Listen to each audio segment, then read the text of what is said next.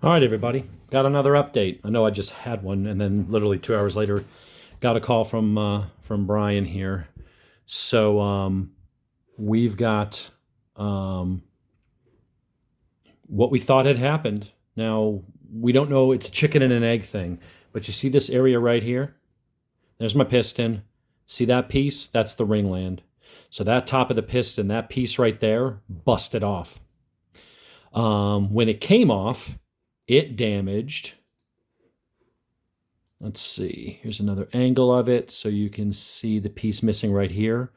So let's see, this is the front of the motor again, or yeah, well, I don't know the orientation here. I'm guessing this must be the back of the motor. So this piece of the piston broke off on the back, but it damaged one of the valves up in the front, one of the exhaust valves. So that's the piece again, right there. You can see the ring there. That's the piece of the piston that broke off.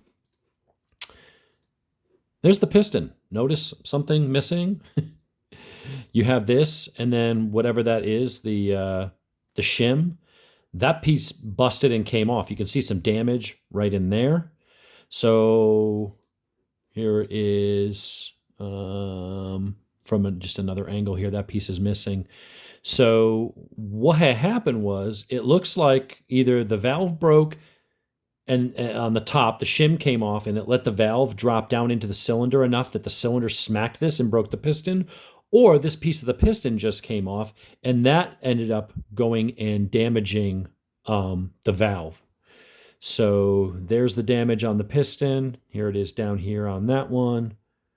And then there's the valve itself. And this valve is shorter than that one now. So I don't know. We're not sure exactly what happened.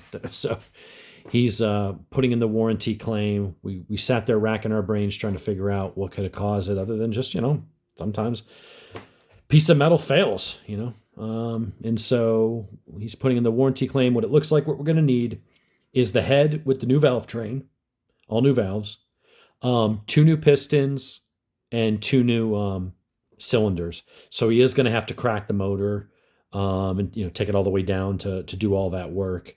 So he's putting in the warranty paperwork tomorrow. He did determine that this is a valid warranty claim. So the dealer will be ordering those parts. And then it's whatever, for him to put it back together, it's going to take him, a day, if that, to get the whole bike back together. It's really just going to be, how long does it take for us to get those parts? So he's going to continue to give me some updates and stuff, but there's your problem right there. Big piece of the piston came off. Right there. So, and that damaged the valve. All the other valves look fine. One thing he did notice, and we're trying to figure this one out, he's going to noodle on it, and as he tears it down, look for more. But he noticed that this piston, which is, so this piston here, the one that broke, has a lot more carbon, and this one's really clean. And I wasn't sure, he's like, it was odd how one was noticeably dirtier than the other. The only thing we can come up with is we're thinking, well, this one had because of the damage that happened here, it also damaged the spark plug. The gap was down to like almost nothing. So it was like intermittently sparking or igniting this. We had like not good compression in there because the valve being broken, not sealing properly. But then also, it was stupid rich in there. So this one, he said it didn't look too lean, and we know it's not lean. I mean, it's a little lean at idle, but as far as, running, we know the air-fuel ratio up there was, 12.8 or, whatever the hell it was. So, we're not quite sure what was going on, why this one's cleaner than the other. We think that there just might be more carbon buildup here by virtue of the fact that I had to drive it home like 10 minutes on the interstate in 6th gear with one cylinder running properly, the other cylinder running part of the time. Half the time it was running on one cylinder, and this one you could hear it. It was doing all that kind of stuff. So this thing was probably just a lot of fuel building up in there, it burning intermittently, like maybe every 5th or 10th stroke or something. So a lot of that fuel was probably not getting burnt, leaving carbon buildup, and this one just happened to be running a bit cleaner. So that was the only thing that he saw that looked a little odd, but it does account for it for for that one not running really well and basically only sparking and igniting and combusting intermittently.